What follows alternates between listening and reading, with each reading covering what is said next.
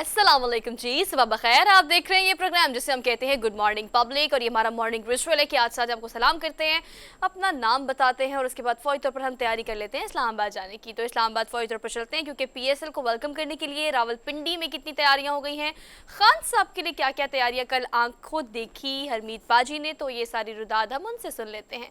अस्सलाम वालेकुम Harmeet, how are you? Good morning from Lahore. जी वालेकुम सलाम, सत श्री अकाल, गुड मॉर्निंग सोहा।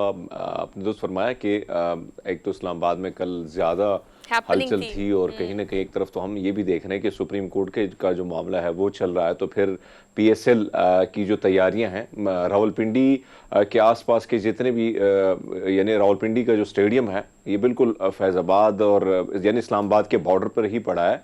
तो पूरा इलाका जो है उसको बिल्कुल आप ये समझे कि रूट जो है वो चेंज कर दिया गया है। सिक्योरिटी के ज़बरदस्त किस्म के इंतजामात हैं और सफाई सुथराई का ये अमल है कि आप देखें कि कल नहीं बल्कि परसों से ये मामला शुरू हुआ था और पूरा एरिया जो है उसको बिल्कुल क्लीन कर दिया गया और सिक्योरिटी हाई अलर्ट है। और वैसे एक्साइटमेंट तो ज़्यादा है कि जिस तरह हमने देखा है कि लाहौर में तेल धरने की जगह नहीं थी और पूरा लाहौर निकल आया था उस मैच को देखने के लिए, तो अब रावलपिंडी में भी एक्साइटमेंट ज़्यादा होती है। और यहाँ के जो लोग हैं, क्योंकि आसपास बहुत सारे इलाके लगते हैं जिसकी वजह से लोग आसानी से पहुंच जाते हैं और कहीं ना कहीं जो है मैच देखने का जो आंखों देखा हाल है वो भी यानी एक फ़र्क तो होता है ना टेलीविज़न पे देखना और लाइव आपके सामने जो चीज़ चल रही है। हाँ, साथ साथ अगर मैं कल की बात करूं तो कल बड़ी अहम पेशियां थी इमरान खान साहब की, और मैं जैसे शो ख़त्म किया तो मैं फिर वहाँ चला गया और मैंने देखा कि 0 पॉइंट से इमरान खान साहब का इस्तकबाल जो है के लिए लोग खड़े थे वहाँ पे। मैंने देखा पीटीआई की कारकुनान की बहुत बड़ी तादाद आप ये कह सकते हो, और ख़वातीन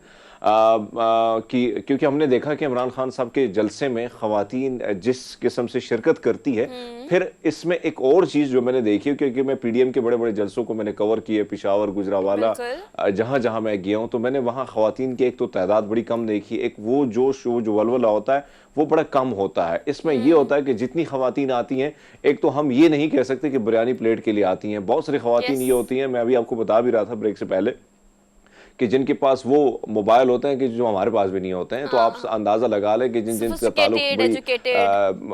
और फिर वो जब आते हैं इंतज़ार में खड़े होते हैं। और एक तो हमने जब कल देखा कि पूरी शाहराह जो थी यानी कॉम्प्लेक्स के सामने जो शाहराह थी वो फूलों से भर गई थी, और मैंने उस पर एक वीलॉग अपने यूट्यूब चैनल पे भी किया है, तो आप वहां से अंदाजा लगा लें कि किस किस्म के फूल नछावर किए गए थे। और मैंने आसिफ अली जरदारी साहब को, नवाज शरीफ साहब का जो केस था तोशाखाना, उससे पहले जो जितने भी केस आए थे पैनामा का, ये जितने केसेस थे सारे मैंने कवर किए हैं बतौर रिपोर्टर। तो मैंने कभी इस किस्म की सिचुएशन नहीं देखी कि जिस जिस के आवाम की इतनी बड़ी तादाद वो एंट्री वो आती थी, या इस किस्म से फूल या इस किस्म से इस्तकबाल जो है वो किया जाता। हाँ, एक ऐसा वाक़या भी कल रोनुमा हुआ जो नहीं होना चाहिए था। जिस तरह हमने देखा कि सेशन अदालत वाला। जुडिशल कम्प्लेक्स जो है वहाँ पे उन्होंने जिस तरह एंट्री की, एक तो पुलिस का जो रवैया था वो इंतहाई अफसोसनाक था। वहाँ पे इस्लामाबाद पुलिस जिस तरह इनको हुक्म मिलता है फिर इनके रवैये भी चेंज हो जाते हैं, और सहाफ़ियों पे जिस तरह तशद्दुद किया गया। हालांकि हम ये देख रहे थे कि कोशिश ये की जा रही थी कि आवाम को रोके, आवाम तो उससे रुकी नहीं, लेकिन सहाफ़ियों पर जिस किस्म से तशद्दुद किया, एक सहाफ़ी का काम होता है वहाँ पर रिपोर्टिंग करना, वो बिल्कुल। रिपोर्ट आवाम की तरफ ही लेके आना, हमारा काम ये होता है, हमारी ड्यूटी होती है। और पुलिस का काम होता है सिक्योरिटी। और आप जब कार्ड अपना दिखा देते हैं पुलिस को कि भाई ये मेरा कार्ड है, मैं फलाने इदारे से मेरा ताल्लुक है, और मैं वैसे भी कोर्ट रिपोर्ट बीट रिपोर्टर हूँ, आपको पता भी होता है कि बीट रिपोर्टर है, उसके बावजूद हमारे बहुत सारे दोस्त जो थे जिनका ताल्लुक मुख्तलिफ चैनल से था, उन पर तशद्दुद किया गया, उन पर जिस तरह जो है हरासा किया गया उनको, उसकी भी हम भरपूर मजम्मत करते हैं। लेकिन बहरहाल आपने कल देखा कि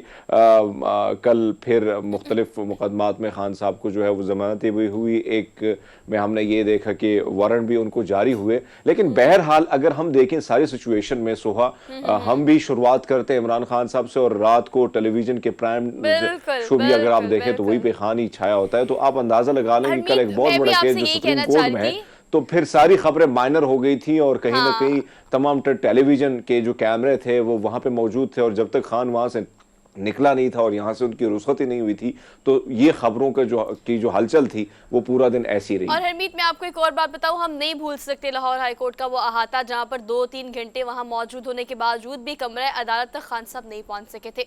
हम being a part of the screen हम बाइस्ड हो नहीं सकते इस चीज़ को लेके कि हम एक ही चीज़ को हाईलाइट करी जाए और इमरान खान साहब की बात करी जाए, पीडीएम की बात ना करें, नून लीग की बात ना करें, पाकिस्तान पीपल्स पार्टी की बात ना करें या किसी भी XYZ जमात की हम बात ना करें। बात करने का मकसद ये कि मेन स्ट्रीम मीडिया की कल तमाम तर तवज्जो, तमाम तर लाइव स्ट्रीमिंग, तमाम तर खबरें, वो न्यूज़ हो, वो करंट अफेयर का शो हो, वो आपका 1 घंटे का बुलेटिन हो या मॉर्निंग शो हो या कहीं भी ये तस्करा जरूर आपने देखा होगा। ऑल दो कल आपको पता है कि अहम पेशी भी थी, सुप्रीम कोर्ट ने जो अस्त लिया है, आप देखिए अगर हाई कोर्ट, और इसके साथ साथ बात हर जगह पर इसका नोटिस लेने की कोशिश की जा रही है, लेकिन फिलहाल सिचुएशन ये है कि आज 11 बजे फाइनली इस चीज़ का फैसला आ जाएगा कि ये जो एक आईनी मसला है जो कि मौमा बन चुका है कि आखिर इलेक्शन की तारीख देनी किसने है, आखिर इलेक्शन की तारीख जो है वो देने का बुनियादी हक और आईनी हक जो है वो किसके पास है, वो गवर्नर के पास है या इलेक्शन कमीशन जो है वो इस चीज़ का पाबंद होगा। बहरहाल अब 11 बजे एक्सपेक्ट किया जा रहा है, हुकूमत, आम आवाम, मुतल्लिका महकमा एजाज जो है उसकी नज़र जो है वो 11 बजे के फैसले पर ही है आज के दिन। तो हम भी इंतजार करते हैं, ऑल तो अपना शो कंटिन्यू करते हैं, तो 11 बजे तक हम तक भी ये फैसला पहुंच ही जाएगा। लेकिन कल की सारी हैपनिंग्स में अब सारी हैपनिंग्स जो है वो आहिस्ता आहिस्ता लाहौर से ट्रैवल कर रही है हरमीत इस्लामाबाद की तरफ। तो इस्लामाबाद में आपके लिए काम काफ़ी टफ हो जाएगा, जैसे कल आप गए और आपने पेशियाँ सारी जो है वो लाइव कवर की और फील्ड में रहना आपको पता है कंपैरेटिवली एक मुश्किल काम होता है। ऑल दो अब इस्लामाबाद में इमरान खान की पेशियों के साथ साथ आपको पता है कि PSL जो है वो भी पिंडी में आ चुका है, तो पिंडी जो है वो PSL की मेज़बानी करेगा इस दफ़ा। और लाहौर में तो हैपनिंग हमने काफ़ी ज़्यादा देखी है। बोल दो पिंडी के मैचेस कैसे होते हैं और पिंडी का इन्वायरमेंट या मौसम कैसे इन्फ्लुएंस करता है हमारे खिलाड़ियों को, ये देखना भी अभी बाकी है। But best of luck from good morning public to all the teams जो कि इस वक्त PSL को कॉन्टेस्ट कर रही हैं और आगे बढ़ने की कोशिश कर रही हैं। हम भी आगे बढ़ते हैं जनाब, प्रोग्राम को आगे लेके चलते हैं और आपको बताएंगे कि आज का रन डाउन में हमें क्या क्या चीज़ें ऐसी हैं। नहीं, रन डाउन पे जाने से पहले एक और अच्छी खबर है हरमीत, हम कैसे भूल सकते हैं 5 रुपए कम हो गए हैं पेट्रोल में और आवाम खुश है थोड़ी सी। हम तो ऐसी आवाम हो गई है, ऐसे लोग हो गए हरमीत कि हमें इतनी सी खुशी मिलती है हम उसको सेलिब्रेट करते हैं। और ये देखिए ना, ये वो टीका है जो पहले लगाते हैं तो बहुत दर्द होती है, बाद में इससे आराम आ जाता है, मतलब प्राइसेस बढ़ती है तो हमें दुख होता है, लेकिन वो इतनी बढ़ा देते हैं कि मार्जिन रख के बढ़ाते हैं कि बाद में 5 रुपए कम करेंगे तो उनको भी कॉम्पनसेट हो जाएगा और आवाम भी खुश हो जाएगी। और दो रात को ये जो है ना, वैसे मेरे साथ तो ये मतलब सीन हुआ कि आपने सर मुंडवाया नहीं कि ओले पड़ गए, मैंने सोचा गाड़ी की टैंकी फुल करा लेती हूँ, कोई बात नहीं है, कल का कोई पता नहीं है। आजकल जैसे ही घर पहुंची तो खबर मिली जनाब 5 रुपए सस्ता हो गया है। और ऐसे ही हमारे से, आपको पता है हमारे जो इर्द गिर्द के लोग होते हैं वो हमसे ये एक्सपेक्ट करते हैं कि हमें खबरें सबसे पहले पहुंचती हैं। कल हम देख रहे थे कि मुख्तलिफ पेट्रोल पंप पे जो है लोगों को पहले से सोशल मीडिया पे खबरें आ गई थी कि कहीं ना कहीं 14 रुपए जो है वो बढ़ाने की तजवीज गई है और ऐसे में पैसे जो है पेट्रोल की प्राइस दोबारा बढ़ सकती, तो लाइनें पहले से थी और अचानक जिन्होंने टैंकी क्या जो है वो भरी तो उसके बाद जब अंदाजा हो कि भैया 5 रुपए की छूट मिली है, लेकिन आप अंदाजा लगा ले कि पहले हम 35 का बढ़ाते हैं लेकिन छूट अगर देते हैं तो 5 रुपए की, और उस पर फिर हम ये देखते हैं कि मुख्तलिफ बयानात जो आते हैं हुकूमत की जानिब से वो भी बड़े हैरान कुन भी होते हैं और कहीं ना कहीं हंसी भी इस बात पे आती है कि कहीं ये एक रिलीफ, बहुत बड़ा रिलीफ है 5 रुपए की सूरत में। बहरहाल आपने दुरुस्त फरमाया कि इस रेगिस्तान में अगर एक बूंद पड़ता है कतरे का बारिश का तो फिर भी कुछ न कोई सुकून आ जाता है, तो ऐसे में कहीं 5 रुपए भी बड़ी बात है कि कहीं इनको तकलीफ थोड़ी बहुत महसूस ही पूरी दुनिया में। जिस तरह पेट्रोल या हम इन मसनूआत की बात करें तो उसकी कीमतें कम से कम होती चली जा रही है, लेकिन पाकिस्तान में जाहिर बात है IMF के ही शराइत चलेंगी तो यहाँ पे कुछ अलग माहौल है, एक अलग। बहरहाल स्टाफ लेवल का मुआहिदा IMF से भी तक नहीं हो सका और हम इस चीज़ का बेसब्री से इंतजार कर रहे हैं। बेसब्री तो हम खैर इसको नहीं कह सकते, अशद ज़रूरत भी कह सकते हैं, जिसके लिए तमाम तर शराइत जो है उसको पूरा भी किया जा रहा है। तमाम तर जो भी डिमांड्स IMF की तरफ से की जा रही हैं वो तमाम तर कर्जा जात को उतारने की हो या फिर अगर टैक्स बढ़ाने की हो या कीमतें या सब्सिडी कम करने की हो, तो तमाम तर शराइत को मुकम्मल करने का मकसद भी दरअसल यही है कि हमें वो एक किस्त जिसका हम इंतजार कर रहे हैं वो हमें मिल जाए। ऑल द प्रोग्राम में आगे बढ़ते हैं, आज के रन डाउन की तरफ चलते हैं, टॉप स्टोरीज आपको बताते हैं। Top stories good morning. आज टॉप ऑफ दी ऑल हमने आपको यही बताना है कि आज 11 बजे ये फैसला आ जाएगा सुप्रीम कोर्ट के खुद नोटिस पर KP के पंजाब असेंबली में इंतखाबात की तारीख आखिर किसने देनी है, किसका इख्तियार है, इसका इंतजार जो है वो आज सबको है। और 11 बजे गालिबन मोस्ट प्रोबेबली कहा यह जा रहा है कि वैसे हो भी सकता है डिले हो जाए, बिकॉज हमने पिछली समातों में काफ़ी मोड़ देखे और काफ़ी डिले भी देखा और हमने काफ़ी कंट्रोवर्शियल चीज़ें होती हुई देखी। बिकॉज अगर हम बेंच की बात करें तो 9 रुकनी बेंच जो है वो 5 रुकनी बेंच रह गया है, उसने ये फैसला आज सुनाना है। तो कहा यह जा रहा है कि देर भी हो सकती है, लेकिन हम चाहते हैं कि 11 बजे या एज सुन एज पॉसिबल इस चीज़ का फैसला आ जाए, ताकि हम भी थोड़ा चीज़ों को लेके आगे बढ़े। ऑल दो इसको डिटेल में डिस्कस करेंगे। इसके अलावा प्रोग्राम में उस मसले पे बात करेंगे जो मुझे लगता है कि हर 2 में से 1 और 3 में से 2 लोगों का मसला है। रात को नींद ना आना, या फिर नींद ज़्यादा आना, या बेटाइमी नींद आना, या फिर नींद आने के लिए बहुत तगोदो करना। नींद की ख़राबी के जितने भी मसाइल हैं उसका बेसिक रूट कॉज क्या है, या आपकी पर्सनालिटी या आपकी सेहत जो है वो कितनी मुतासिर होती है इससे, इस पर डिटेल में आज के प्रोग्राम में बात करेंगे। तो नींद के जितने भी आपके मसाइल हैं उससे छुटकारा हासिल करने के लिए मैं चाहती हूँ कि आप इस सेगमेंट ज़रूर देखें और अपनी सजेशन और अपने टिप्स जो हैं उसको आप मिस ना कीजिएगा। प्रोग्राम में आगे बढ़ेंगे, आगे आपको बताएंगे कि जहाँ पेट्रोल कम होता है वहाँ पे प्राइसेस चीज़ों की कम होनी चाहिए, लेकिन ऐसा नहीं होता। आपको पता है हरमीत, अक्सर औकात हमने देखा है कि जब पेट्रोल की प्राइसेस बढ़ती है तो हर चीज़ की प्राइस बढ़ जाती है, लेकिन जब पेट्रोल की प्राइस कम होती है तो हर चीज़ की प्राइस कम नहीं होती। ये बहुत बड़ा आलमिया है, ये बहुत बड़ा मसला है जिस पर हम काफ़ी दफ़ा बात कर चुके हैं। बहरहाल अब 25% GST मुख्तलिफ अशिया पर लगाने की बात जो है वो की जा रही है, और जो ऑलरेडी मुझे इतना एक्सपेंसिव लगता है, मैं कई दफ़ा एग्जाम्पल कोट कर चुकी हूँ कि हम जब खुद खरीदारी करने के लिए जाते हैं तो पता लगता है कि 20-30% नहीं 50% आपकी कुव्वत ख़रीद में जो है ना वो आप देखें कि वो कुव्वत ख़रीद कम हो गई है और प्राइसेस में इजाफा हो गया। तो ये जो 25% GST लगाने की दोबारा से बात की जा रही है, इसके बाद फिर हम देखेंगे कि प्राइसेस में एक बूस्ट आएगा, तो इस पर क्या हो सकता है इस पर मज़ीद हम बात करेंगे। और इसके अलावा सर्केडियन रिदम फास्टिंग ये क्या चीज़ है। अगर हम डाइट की बात करें तो मार्केट में आपको पता है कि इस वक्त अगर डाइटिशियंस की बात करें या दीगर अगर वो ऐसे लोग जो कि डाइट प्लान आपको बना के देते हैं, या बीइंग एन डॉक्टर, तो बहुत सारी चीज़ें आपके वेट लूज़ के लिए या ओबेसिटी को कम करने के लिए कंसीडर की जाती हैं। लेकिन ये जो नई चीज़ है जिसे हम सर्केडियन रिदम फास्टिंग कहते हैं, ये क्या मिथ है, ये क्या चीज़ है और इससे कितना फ़ायदा आपको हो सकता है, कैसे करनी चाहिए, राइट वे पता होना बहुत ज़्यादा ज़रूरी है। बिकॉज हम तो हरमीत ये करते हैं कि सुनी सुनाई बात में यकीन कर लेते हैं। उसने ऐसी डाइट की थी जिसको हम एग डाइट कहते हैं, जब आपको भूख लगी आपने 2 अंडे खा लेने हैं, हम भी वो करना शुरू कर देते हैं, फिर हमें ऐसे साइड इफेक्ट, ऐसे आफ्टर इफेक्ट्स होते हैं कि उसका कोई भी रिवर्स गियर नहीं लग सकता। तो सजेशंस के साथ ही आपने ये डाइट करनी है अगर करनी है तो। अच्छा जी, ये हमारा हो गया हमारा आज का रन डाउन जो हमने आपको बता दिया। अब इसको 2 घंटे में हम डिटेल में डिस्कस करेंगे। अब चलते हैं अपने डेली डोज की तरफ। आप डेली डोज में आपको सबसे पहले खबर आप हमने इसी में देनी है कि जैसे भी आपको पता है कि आजकल जो एंट्रीज होती हैं तमाम तर आपकी जितनी भी दुल्हा दुल्हन की एंट्री, वो माइयों पे हो, बारात पे हो, वलीमे पे हो, हर किसी की अंत तक कोशिश होती है कि बस ऐसी बिंदास किस्म की एंट्री की जाए ना जो इंटरनेट में यानी सोशल मीडिया पे वायरल हो जाए, इंस्टाग्राम पे, फेसबुक पे, ट्विटर पे। जनाब इन्होंने क्या किया, गदा गाड़ी ली, उसको सजाया, उसके ऊपर फूल मोती के लगाए, उसको इतना सा माइयों का एक पूरा सेटअप बनाया। दुल्हा जनाब एक साइड पे जिसके हाथ में रस्सी है और दुल्हन जो है वो साइड पे बैठी हुई है। अब ये फुटेज जो है वो आपने सोशल मीडिया पे देखी है, लेकिन शो में मैं आपको दिखाऊंगी एक क्विक ब्रेक के बाद। ठीक है, ब्रेक के बाद वापस आते हैं। Welcome back after the break. तो डेली डोज की थोड़ी सी बात कर लेते हैं। जाने से पहले मैंने क्लाइमैक्स तो आपको बता ही दिया था, बल्कि सोशल मीडिया पे तो आपने देखा होगा। क्या देखा कि आजकल दुल्हा दुल्हन जो है वो एंट्री के लिए और ज़बरदस्त बिंदास एंट्री के लिए बहुत मेहनत करते हैं, लेकिन ये अनोखी एंट्री जो है वो कीप इन माइंड रख के की गई है इस चीज़ को कि महंगाई बहुत हो गई है। लेकिन जनाब उनको शायद नहीं पता था कि ठीक कोई 10-15 दिन बाद पेट्रोल जो है वो 5 रुपये सस्ता हो जाएगा। खैर 5 रुपये सस्ता हुआ है। अब आपको फौरी तौर पर हम दिखाते हैं फुटेज। जी जनाब, फौरी तौर पर दिखाए जी किस वीडियो की हम बात कर रहे हैं। जिस वीडियो की हम बात कर रहे हैं उसमें दुल्हा दुल्हन बैठते हैं जनाब बिल्कुल गदा गाड़ी के ऊपर।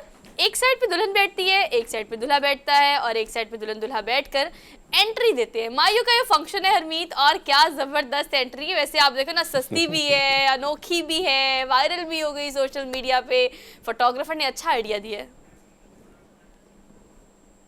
नहीं, आपकी बात दुरुस्त है और हम देख रहे हैं कि आपने दुरुस्त फरमाया कि कहीं ना कहीं शादियां होती हैं और लोगों को भी अब अंदाज़ा है कि सोशल मीडिया पे कैसे वायरल होना है, और वायरल होने के लिए फिर इस किस्म की वीडियो भी आती है। मुझे याद है कि बचपन में या लड़कपन में आप कह सकती हैं, या जवानी के जब आप उरूज पे होते हैं और नए नए नौजवानी के उस दहलीज पर होते हैं, तो शरारत आपके अंदर कूट कूट के भरी होती है। तो हमारे दोस्त को बड़ी ख्वाहिश थी कि मैं घोड़े पे सवार होके जाऊं और उधर, तो फिर वो कहीं ना कहीं मैंने इस किस्म की शरारत कर दी कि बेचारे को बड़ी तकलीफ उसने जो है वो गुजारी। तो अक्सर ये होता है कि शरारती दोस्त भी अगर शामिल हो तो फिर वो रौनकें और भी और दोबाला हो जाती हैं और कहीं ना कहीं उसका मज़ा जो है फीका भी पड़ सकता है, लेकिन मज़ा भी होता है। आप ये देखें कि इस किस्म की वीडियो को वायरल होना, एक तरफ हम देख रहे हैं पेट्रोल की प्राइस जो बढ़ रही है, कीमत है गाड़ियों की, रेंट पे अगर आप गाड़ी लेते हैं तो उसकी प्राइस फिर भी ज़्यादा है। और उमूमन हम देखते हैं कि जो गाड़ी होती है उसको सजाने की अलग फिर आपने पैसे देने, तो सारी चीज़ों से बचने के लिए उन्होंने एक गधा गाड़ी मंगवाई। और मेरे ख्याल में ये सफ़र भी बड़ा मज़े का, आप एक यादगार जो है उसके तौर पर याद भी किया जाता है कि हाँ कि हमारी जो शादी हुई थी भैया वो तो गधे गाड़ी में बैठ के हम दूल्हा दुल्हन जो है गए थे। तो मेरे ख्याल में अब ये एक तो एक तनबीह भी है हमारी जो गवर्नमेंट होती हैं या जिन जिन ममालिक में इस किस्म की चीज़ें आती हैं कि जिस तरह हम देख रहे हैं कि महंगाई जिस तरह उरूज पे होती है, तो कहीं ना कहीं आम आदमी जिस तरह पिसता है तो वो दिखाता है कि भाई ये मसाइल हैं जिसको हम फेस कर रहे हैं, तो कहीं ना कहीं इस तरफ भी आपने ध्यान देना है। तो मेरे ख्याल में एक अच्छी वीडियो है और यादगार के तौर पर, एक मज़े के तौर पर सोशल मीडिया पर भी वायरल है। लेकिन देखिए अरमीत, अब सोच लें आपने एंट्री कैसे देनी है, या ना वीडियो दिखाने का मकसद ये था कि अब आप सोच लें कि अभी हम बात कर रहे थे अपने प्रोग्राम से पहले कि अरमीत पाजी अब आप भी सेहरा बांध लें, शादी कर लें, कह रहे थे बस मैं तैयारी कर रहा हूँ। तो मैं आपके लिए अच्छी सी थीम सोच के रखती हूँ कि आपकी एंट्री जो है वो आपकी दुल्हन के साथ शादी पे कैसे करानी है। हाल बता, ये आप थॉट जो है ना एक नया ट्रेंड बन गया कि दूल्हा दुल्हन शादी करने का तो सोचते हैं लेकिन शादी पर थीम प्लान करने का पहले सोचते हैं। शूट कैसा होना चाहिए, कौन सा ऐसा फोटोग्राफर है जिसको हमने हायर करना है, क्योंकि रेस्ट ऑफ द लाइफ जो चीज़ आपके साथ रहती है वो होती है आपकी मेमोरीज, वो होती है आपकी फोटोज, वो होती है आपकी वीडियोस। तो फिर आपने इसको ही फोकस में रखना होता है और इस पे लोग एक बड़ा बजट और एक बड़ा अमाउंट भी खर्च करते हैं। तो फिर ये एक ऐसा कामयाब हो गए हैं जनाब, ये पूरी फैमिली वायरल हो गई है। अच्छा जी, आगे बढ़ते हैं, अगली खबर आपको देते हैं। क्या खूबसूरत खबर है, क्या इसमें अशने मशने, ओ माय गॉड, आंखों पर चश्मा और गले में घंटी लगाकर ये खूबसूरत और प्यारी प्यारी बिल्लियां जो है ये अभी आपने कैट वॉक करते हुए देखा है। और बेसिकली पेरिस में जो है वो ये एक एग्जीबिशन भी आप इसे कह सकते हैं, इसे कैट वॉक फैशन शो भी कह सकते हैं। आपको पता है बिल्लियाँ पेट्स जो होती है ना, मुझे लगता है वो हर लड़की का शौक भी होता है और हर लड़की की ख्वाहिश भी होती है, बिकॉज लड़कियों के लिए अगर आप पेट्स देखें तो बिल्लियाँ ही लोग प्रेफर करते हैं। अगर लड़कों की बात करें तो वो मेरे ख्याल से पेट डॉग रखने की ज़्यादा ख्वाहिशमंद होते हैं। अगर लड़कियों की बात करें अरमीन, तो आप देखेंगे लाहौर इस्लामाबाद में तो खैर ये रुझान बहुत ज़्यादा है, लड़कियों के पास बिल्लियाँ बहुत हैं। और वो बच्चा यकीन करें, मैंने ऐसे ऐसे बंदों को देखा है, they are dying to have the pet like cat, क्योंकि वो उन कैट्स को अपने बच्चों की तरह रखती हैं। उनके खाने पीने का, उनके ओढ़ने पहनने का, उनके शावर का, बाथ का, उनके डॉक्टर के अपॉइंटमेंट्स का, हर चीज़ का बेबीज़ की तरह जो है ना वो ख्याल रखना पड़ता है। खैर ये फैशन शो हुआ है। मुझे वैसे एक दोस्त की बात याद आ गई। हम थे कहीं, देखा कि एक मैडम बिल्ली का बड़ा ख्याल रख रही थी, और बिल्ला था या बिल्ली थी, बड़ा ख्याल उसका रख रही थी। तो साफ़ सुथराई और खाने पीने और बिठाए भी अपने पास ही था। तो दोस्त देखते देखते मुझे कहता है कि काश शर्मीत अगर दूसरा जन्म हमारा होता तो मैं चाहूँगा कि मैं इस मुल्क में मैं बिल्ली की सूरत में आऊँ, और अगर अमेरिका में आऊँ तो फिर मैं कहीं ना कहीं कुत्ते की सूरत में आऊँ, क्योंकि इतना ख्याल तो हमारा कोई नहीं रखता है जितना ख्याल इनका रखा जाता है। तो अपने बाथरूम की कि ट्रेंड जिस तरह चल पड़ा है वहाँ पे हम देखते हैं कि लोग जिस तरह ख्याल रखते हैं, और फिर हम यहाँ पे भी देखते हैं कि आपने दुरुस्त फरमाया कि ख़वातीन जो है वो ज़्यादा बिल्लियों में ज़्यादा इनकी दिलचस्पी। और अब यहाँ पे भी आप इस्लामाबाद की शाहराहों पे जाती हैं तो हम देखते हैं कि जो मर्द हजरात हैं उन्होंने ऐसे ज़बरदस्त किस्म से जो है डॉग्स पाले होते हैं ऐसे। तो ये चीज़ भी अब बढ़ रही है, यहाँ पे भी बढ़ रही है और मुख्तलिफ शहरों में। वैसे तो हमने देखा कि लोगों ने वैसे डॉग्स रखने का जो रुझान था वो तो बड़ा ज़्यादा था, लेकिन अब ये रुझान भी बढ़ता चला जा रहा है और लोग महंगी से महंगी जो चीज़ें हैं वो बाहर से मंगवा के मुख्तलिफ नस्लों की जो पेट्स हैं उनको मंगवा के उनका बड़ा ख्याल रखते हैं। लेकिन हमीद मुझे लगता है बिल्लियाँ प्यारी भी तो बहुत लगती है ना, वाइट कलर की बिल्ली हो, कलर्ड उसकी आइज़ हो, उस पर तो वैसे ही आपको प्यार आ जाता है। तो वो प्यारी बिल्लियाँ जो है वो ये से एक से बढ़कर एक, आप देखिए ग्लासेस लगी हुई है जनाब, गले में मफरल है और अच्छा से कपड़े पहनाए हुए, स्कर्ट्स पहनी हुई है बिल्लियों ने। और खैर वो खुद तो कैट वॉक कर ही रही है, जो उनकी मालिकान है जिन्होंने पेट रखे हुए वो भी कैट वॉक कर रहे हैं। अब किसको फर्स्ट इनाम मिला है ये खबर तो खैर हम तक अभी नहीं पहुंची, लेकिन हम आपको खबर भी दे देंगे कल की इसमें सबसे हसीन तरीन बिल्ली कौन सी थी जिसकी कैट वॉक। अच्छा ये वैसे असल में कैट वॉक है, मतलब अगर हम फैशन शो में देखें ना हरमीत तो कहते हैं ना आपने कैट वॉक करनी है, तो वो कैटवॉक खवातीन की कैटवॉक होती है, ये दरअसल कैटवॉक कैट्स की कैटवॉक थी। तो ये ज़्यादा मुझे लगता है अट्रैक्टिव सी चीज़ थी इस फैशन शो की। खैर आगे बढ़ते हैं, अगली खबर आपको देते हैं। अगली खबर जो हमने देनी है आपको कनाडा से। कनाडा का एक ऐसा शहर है जिसका नाम जो है मॉन्ट्रियल है। वहाँ पर एक ऐसी गली है जहाँ से बर्फ़ जो है बेसिकली दूसरे इलाकों से लाकर रखी गई है, और रखने का मकसद क्या है, स्कीइंग करने का ये जो मकसद है। अब ये वो वाहिद गली है कनाडा की जहाँ पर आप स्कीइंग करेंगे तो आप ज़ख्मी नहीं होंगे। ऑब्वियसली उन्होंने इसको डिज़ाइन ऐसे किया है, बनाया ऐसे है कि आप with all the precautions, with all the SOPs, with all the environment, अगर आप साइड पे देखें तो उन्होंने बाकायदा हिफाजती इक़दाम पूरे किए हुए हैं। तो यहाँ पर देखिए लोगों का रश भी बहुत है, दूर दूर से लोग खासतौर पर सिर्फ इस मकाम पर आते हैं स्कीइंग करने के लिए। हरमीत, आपने कभी ट्राई किया है? ऐसे मुझे देखने में तो बहुत डेंजरस लगती है। नहीं, वैसे तो बाकी मैं ट्राई इस तरह तो नहीं किया, मैं कहूँ कि हाँ, लेकिन हमारे यहाँ तो फिसलन के लिए तो ऐसे इस किस्म की पहाड़ियाँ कि आप, क्योंकि आपको पता है कि उस इलाके में एक तो दूर पहाड़ियाँ भी बड़ी ऊंची हैं और फिर बर्फबारी के भी बहुत ज़्यादा होती है, तो वैसे ही बड़ा ख्याल एहतियात रखा जाता है और घर में पहले से इंस्ट्रक्शन मिल जाती है कि भैया आपने ये शरारतें नहीं करनी है और ना इस तरफ जाना है, क्योंकि बहुत मुख्तलिफ है वहाँ का। फिर अब कनाडा की बात करें तो हम कनाडा में हम ये देखते हैं कि बहुत ज़्यादा बर्फबारी बड़ी ज़्यादा होती है, और फिर हम देखते हैं कि एक तो ऐसी जगह बनी है, उसके लिए स्पेशल जगह बनी होती है। हमारे पास तो आपको पता है कि कोई जगह तो नहीं होती, हमने खुद बनानी होती कि भाई यहाँ पे अगर हम शुगल मेला करें तो कहीं ना कहीं जो है इसे लुत्फ उठा सकते हैं। तो ये हम कनाडा में जितने भी दोस्त हैं, कभी कभी जब वहाँ पे ज़्यादा बर्फबारी होती है वीडियो कॉल करते हैं तो दिखाते वो मनाजिर बड़े खौफनाक भी होते हैं, लेकिन हम ये देखते हैं कि सहूलियात के साथ साथ सारी चीज़ें भी मैसर होती है जिससे वो कहीं ना कहीं उनको फ़ायदा पहुँचता है। लेकिन ये इस किस्म की स्केटिंग करना हम देखते हैं, आपने देखा कि जिस किस्म से हम आप देख रहे हैं कि सवात के मुख्तलिफ जो मलम जब्बा है या गिलगित स्कर्दू की हम बात करते हैं, तो वहाँ पे इस किस्म की चीज़ें बड़ी ज़्यादा इवेंट्स होते हैं, बड़े मज़े मज़े के, और लोग दूर दराज इलाकों से जाते हैं, उसको एंजॉय भी करते हैं और उसमें पार्टिसिपेट भी करते हैं। हाँ, और नॉर्दर्न और ख़ास तौर पर अगर हम शांगला की बात करें मीत, तो आप ठीक कह रहे हो, आपने वहाँ ट्राई ज़रूर किया होगा, लेकिन वहाँ इस तरह से इतना फ्लो होता भी नहीं है, ऑब्वियसली उसको मैनेज नहीं किया होता। यहाँ पे कनाडा के इस शहर में तो मुख्तलिफ इलाकों से बर्फ़ लाकर उसको पूरा एक इन्वायरमेंट दिया गया है और उसको स्कीइंग स्पॉट भी कहा गया है, तो लोग काफ़ी इन्जॉय कर रहे हैं और दूर दूर से आते हैं। और देखें अब ऑब्वियसली जो वहाँ के लोग हैं, और अगर वो ये चीज़ आपको वहाँ मैसर हो, या सहूलत वहाँ मैसर हो, तो लोग इसमें एक्सपर्ट भी होते हैं, तो they are expert to do this. तो फिर ये बड़ी एक अच्छी एक्टिविटी है जो कि आजकल वहाँ हो रही है, और आपको देखकर काफ़ी मज़ा आ रहा होगा, दिल भी कर रहा होगा करने का। तो खैर पाकिस्तान में अगर आप ये करना चाहते हैं तो डोंट ट्राई एट होम वाला सीन ना करें, मतलब आप होम मतलब पाकिस्तान वहाँ करें जहाँ तमाम तर इंतजामात हों। खैर आगे बढ़ते हैं, अगली खबर आपको देते हैं। Last but not the least, अगली खबर है 960 अफराद का बैक वक्त क्रोशिया करने का, ये Guinness book of world record का। आपको खबर देते वक्त मुझे याद आया कि अगर हमारी नानी दादियों का रिकॉर्ड निकाला जाए ना, तो बैक वक्त तो छोड़ो, कम से कम वक्त में सबसे ज़्यादा स्वेटर्स बुनने का रिकॉर्ड पाकिस्तान से आधे से ज़्यादा निकल आएगा। क्योंकि मैंने अपने बचपन में नानी दादियों को बड़ी तादाद में प्यारे प्यारे स्वेटर्स बना के, मेरे पास अभी भी स्वेटर्स पड़े हुए जो मेरी नानी माँ ने मुझे बना के दिए हैं।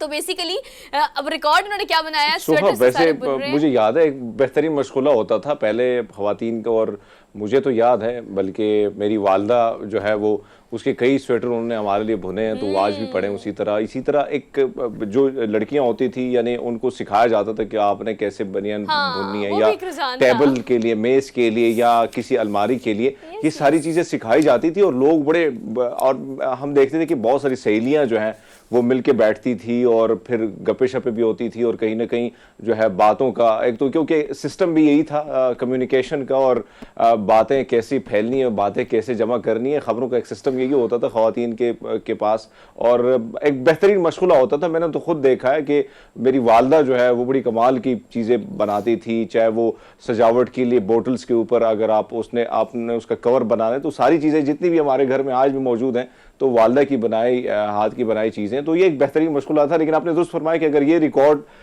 बनाते हम, तो हमारे पास तो सैकड़ों ख़वातीन जो है वो बैठी होती थी, गांव में, देहातों में, शहरों में भी, और ये एक बेहतरीन मशगूले के तौर पर वो अब तो खैर मोबाइल आ गए हैं, सारी चीज़ें उसने साइड पे कर ली, लेकिन एक बेहतरीन मशगूला था। लेकिन आज भी हम देख रहे हैं कि उन्होंने फिर भी उस चीज़ को बरकरार रखा है और कहीं ना कहीं रिकॉर्ड की तरफ लेके आए हैं। तो ये भी एक अच्छा सा मैसेज है।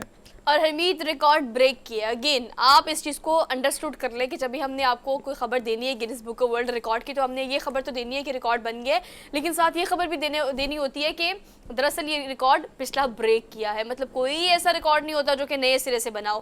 खैर 960 अफराद जो है, मतलब 960 अफराद ने बैक वक्त इकट्ठे ये क्रोशिया यानी बुनने का जो अमल है ये करके Guinness book of world record तो बना लिया है। गालिबन इससे पहले 600 कुछ अफराद थे जिन्होंने मिलकर ये रिकॉर्ड बनाया था, लेकिन ये खवातीन इकट्ठी होकर आ गई जनाब, जिसने क्रोशिया करना है सारे इकट्ठे आ जाओ, ये रिकॉर्ड ब्रेक भी करते हैं और नया रिकॉर्ड भी बनाते हैं।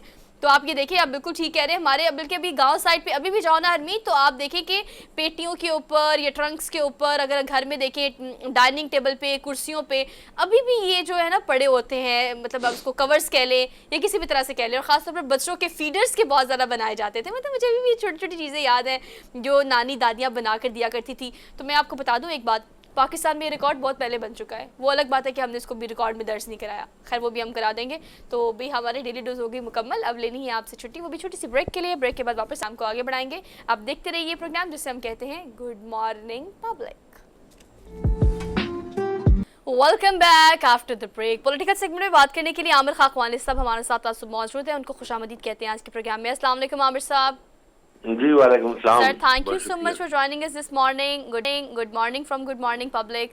सर, गुड मॉर्निंग को अभी हमें तो पता है कि 11 बजे का इंतज़ार हम सब कर रहे हैं, जो कि एक आईनी मसला है, एक मामला बन चुका है कि आखिर इख्तियार किसके पास है इलेक्शन की तारीख देने का। तो आपको क्या लगता है कि आज ये मामला हल हो जाएगा या क्या फैसला एक्सपेक्ट कर रहे हैं आप? जी फैसला तो यही लग रहा है कि ज़ाहिर बात है 11 बजे तक आ जाएगा। और मेरे पर लग रहा है कि डेट देने के बाद भी क्लियर हो जाएगी और इलेक्शन की तरफ मामला, मुझे ऐसे लग रहा है शायद ये ऐलान इलेक्शन की तरफ मामला जाए। अच्छा। तो अब ये सबसे अहम बात यह है कि फैसले को तस्लीम किया जाए, किया जाए हर तरफ से इन स्पिरिट में उसे तस्लीम किया जाए और रुकावट या कोई और मामला ना हो तो मेरे ख्याल में बेहतर है, ताकि क्योंकि एक बुरान खत्म होना चाहिए। इस वक्त ना कि डेडलॉक से पैदा हो चुका है ना, एक बुरान पैदा हो गया कि 222 असम्बली तहरील की हैं, उसकी अनग्रान हुकूमतें बनी हुई हैं, मगर इलेक्शन का शेड्यूल का अनाउंस ही नहीं हो रहा। तो अब अगर और जो बाम है वो सुप्रीम कोर्ट तय कर देगी, आइन की इंटरप्रिटेशन का सुप्रीम कोर्ट को ही होता है।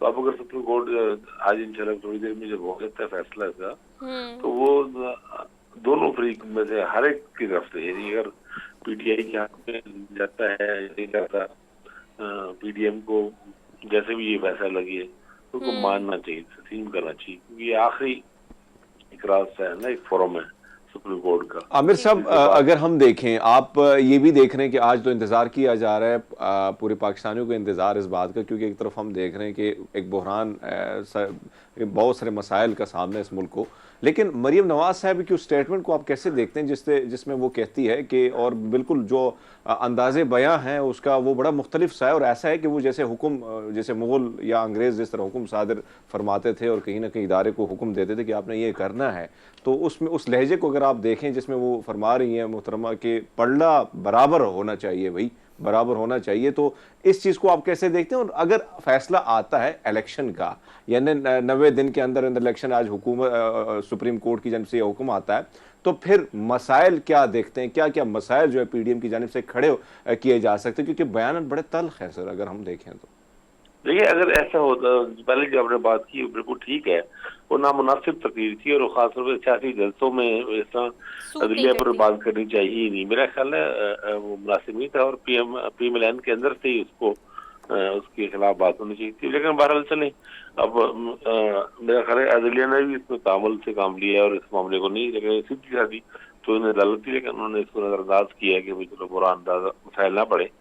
मेरा ख्याल है, मुझे खतरा ये है कि क्योंकि इलेक्शन कराना इलेक्शन कमीशन ने है, आईनी इदारा तो वही है ना इलेक्शन कमीशन का, और इलेक्शन कमीशन का इस मामले में किरदार कोई बहुत फाल या मुतहरिक नजर नहीं आ रहा। यानी इलेक्शन कमीशन का एक बहरहाल एक झुकाव लग रहा है हुकूमत की तरफ, पीडीएम की तरफ ही लग रहा है, मुझे ऐसे लगा पिछले कुछ अरसे में।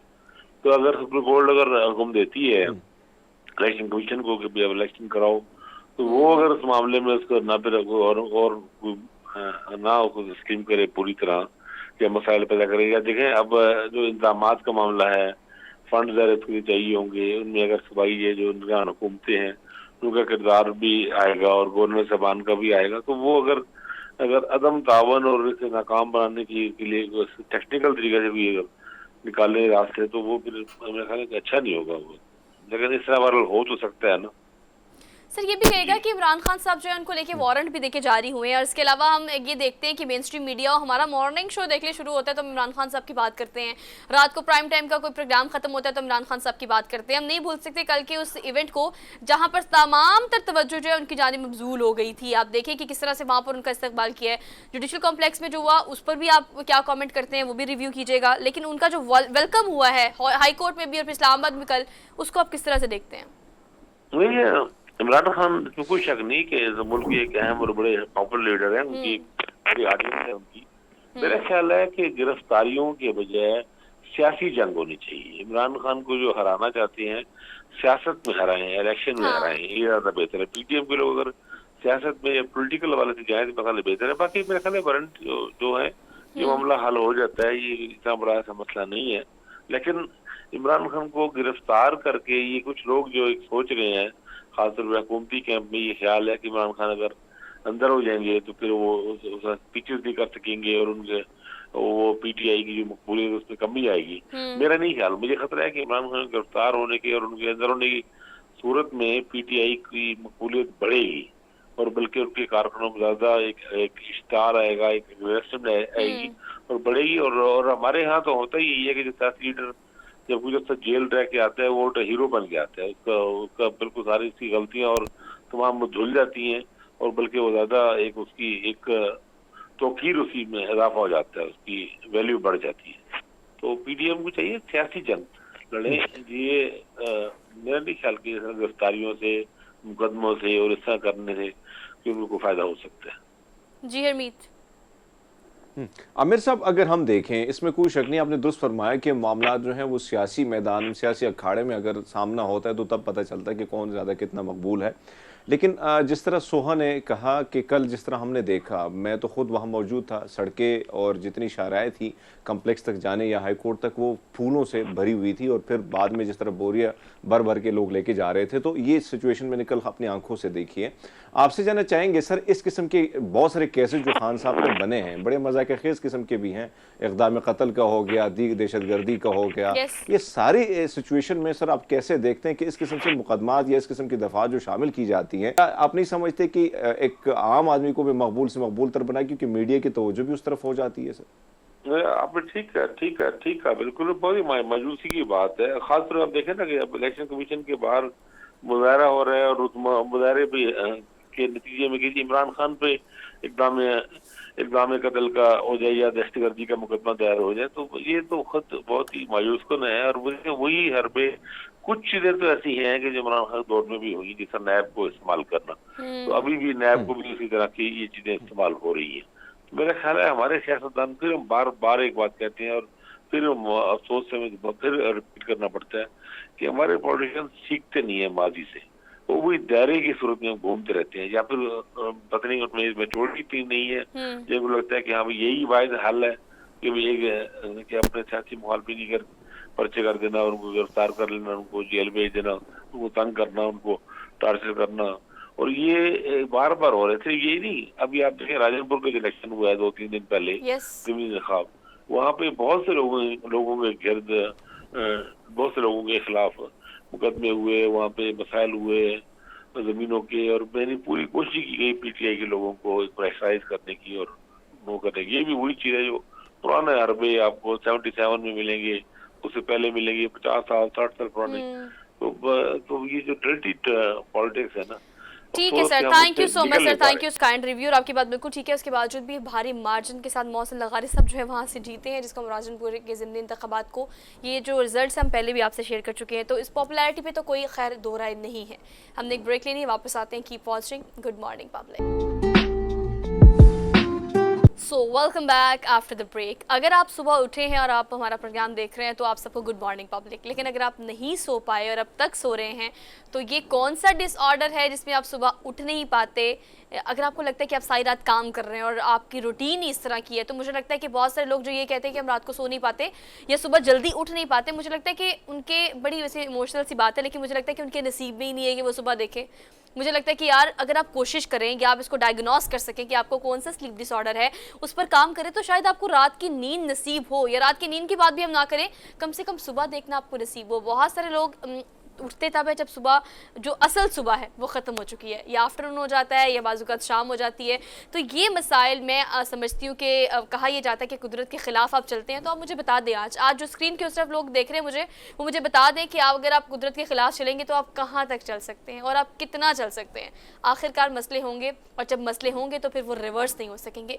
खैर, इस पर हम डिटेल में बात करते हैं। डॉक्टर नुमान अहमद माहिर नफ्सियात है जो कि हमारे साथ मौजूद हैं, और बेसिकली स्लीप डिसऑर्डर जितने भी हैं, हम इंसोमिया की खासतौर पर बात नहीं करेंगे जिसमें रात को आपको नींद नहीं आती, आप जगराता करते हैं। इसके अलावा बहुत सारे स्लीप डिसऑर्डर्स ऐसे हैं जो कि शायद आपको पता भी ना हो, तो उन सब के बारे में आज हम बात करेंगे। डॉक्टर नुमान, आपको खुशामदीद कहते हैं।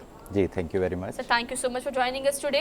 सर, बारी बारी मैं चाहती हूँ कि आप इसे क्लासीफाई करें, बिकॉज जो हमें लोग देख रहे हैं वो इसको डायग्नोस कर सके कि शायद अगर उनको ये सिम्टम है या ये मसला है तो इसका मतलब ये है कि ये वाला डिसऑर्डर है।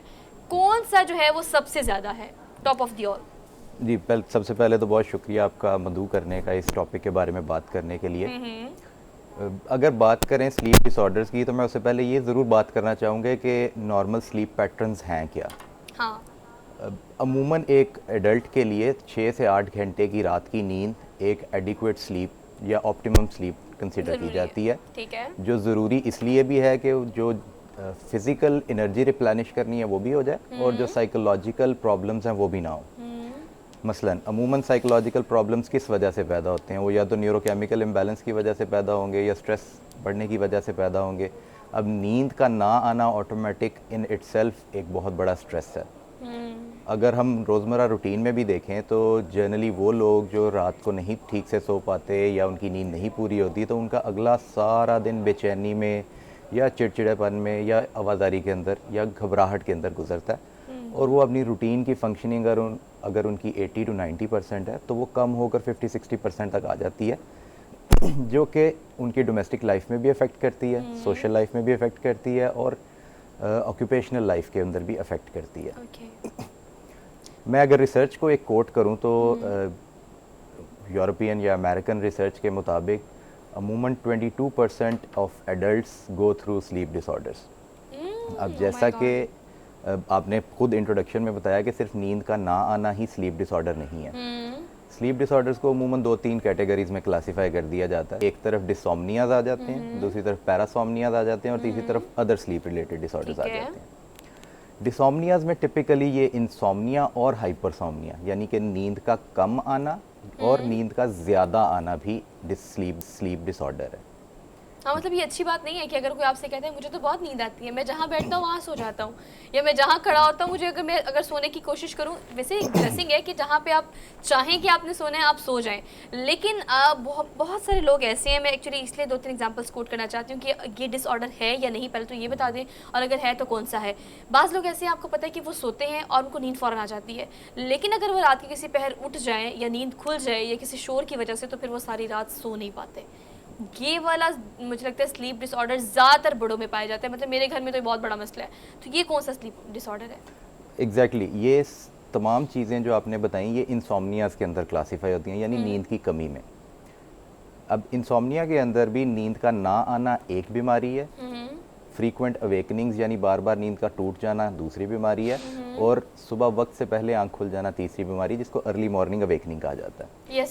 अमूमन नींद का ना आना या लेट आना और जो अर्ली मॉर्निंग अवेकनिंग है वो किसी ना किसी बीमारी की वजह से या कोई साइकोलॉजिकल प्रॉब्लम्स की वजह से, स्ट्रेस की वजह से, एंग्जाइटी और डिप्रेशन की वजह से हो सकता है। टिपिकली जो अर्ली मॉर्निंग अवेकनिंग है, यानी अपने मुकर्ररा वक्त से 2-3 घंटे पहले उठ जाना और उसके बाद नींद का ना आना और आप हर वक्त बेड में करवटें लेके गुजार देना, ये टिपिकली डिप्रेशन में देखा जाता है।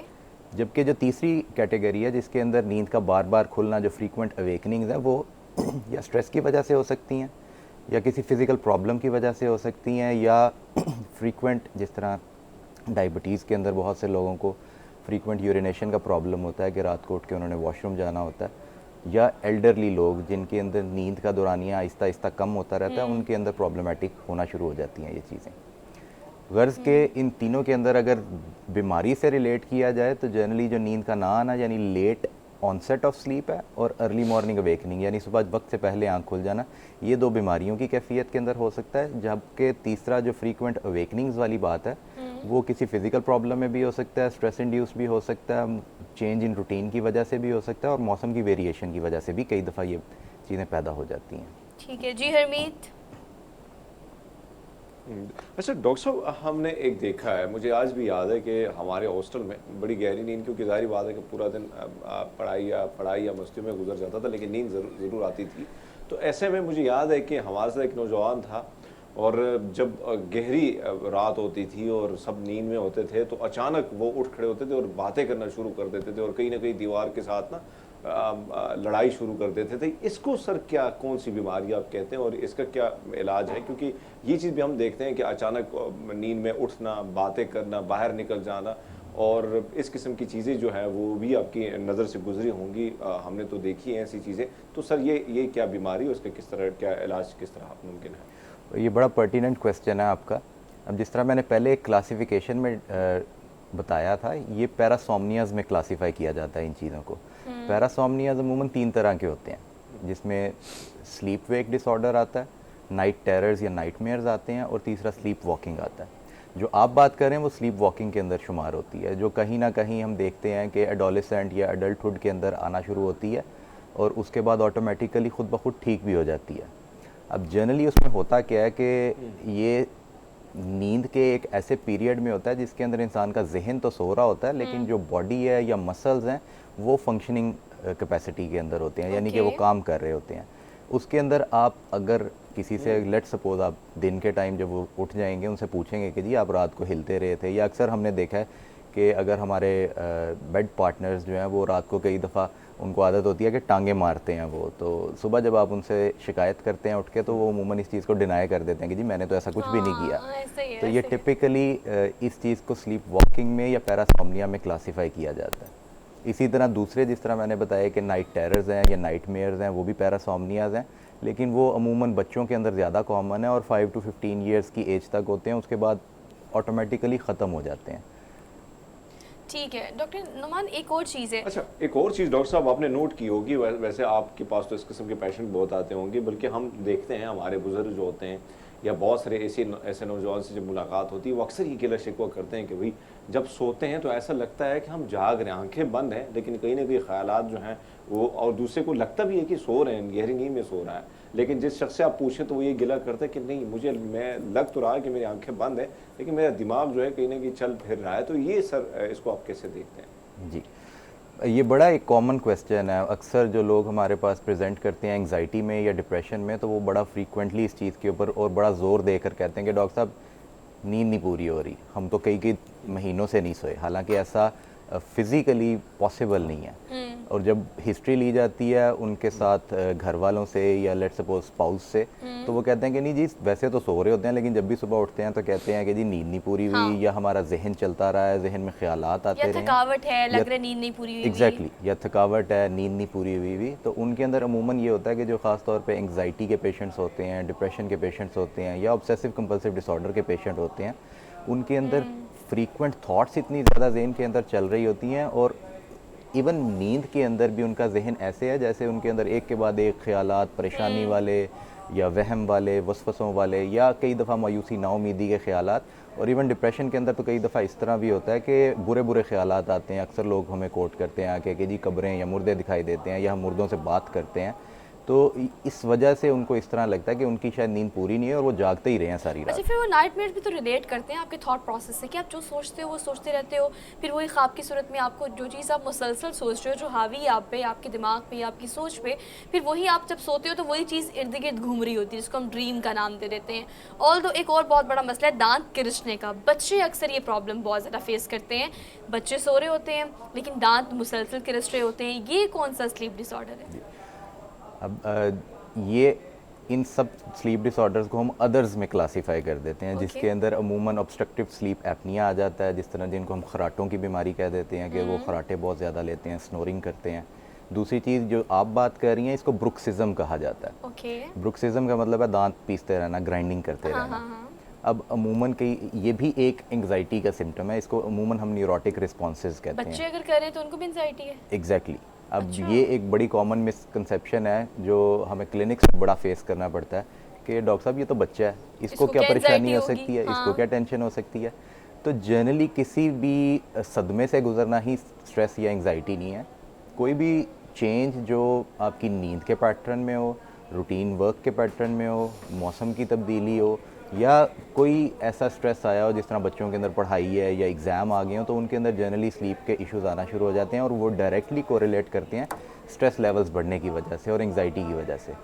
यहाँ पर मैं ये भी बताना चाहूँगा कि जनरली हर एंग्जाइटी जो है उसको बीमारी में नहीं क्लासीफाई किया जा सकता। मतलब anxiety, there is good anxiety and there is bad anxiety and then there is anxiety disorder. Anxiety हर उस चीज़ का नाम है जो किसी भी चेंज की वजह से पैदा होती है।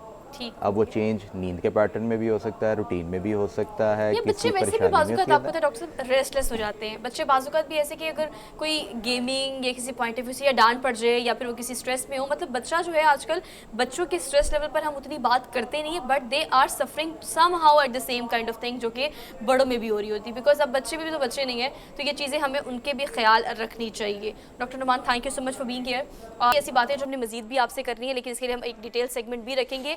होपफुली कि आपको समझ आ गया होगा कि अगर किसी भी किस्म का चेंज अपनी नींद में आप देख रहे हैं तो यकीनन वो एक डिसऑर्डर है, उसको डायग्नोस करें और उस पर काम करें। बिकॉज जिंदगी और सेहत सबसे ज़्यादा प्यारी है, it should be top of the all. और इसी के साथ हमें लेनी है आपसे इजाज़त। इंशाल्लाह मुलाकात करेंगे कल। अपना बहुत सारा ख्याल रखिएगा, अपने राइट लेफ्ट ज़रूर देखें, अगर किसी को ज़रूरत है तो उसका भी ख्याल रखें। अल्लाह हाफिज़।